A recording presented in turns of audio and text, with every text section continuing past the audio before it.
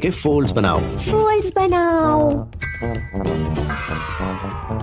ये वाला थोड़ा अलग है। तुमने इसे कुछ ज्यादा ही फिल कर दिया है। ध्यान रखना अगले वाले में कम फिलिंग करनी है। हाँ ठीक है।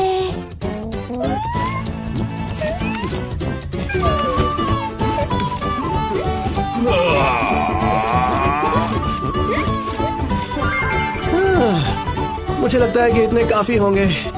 अब हम इन्हें पैन में रखकर मीडियम फ्लेम पर कुक करेंगे।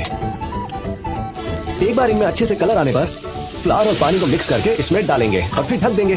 फिर जब पानी उबलने की आवाज आने लगे तो हम इसमें फिर से सेसमे ऑयल डालेंगे, बस थोड़ा सा। और फिर उसके बाद लो, टेस्टी ग्योजा पूरी तरह से तैयार है। और जनरल वेल सीजन ग्योजा। मैंने इनमें बहुत अच्छे से सीजनिंग की है, तो इसका टेस्ट बहुत अच्छा होना चाहिए। वैसे तो मैं इसे विनेगर, चिली और सोया सॉस के साथ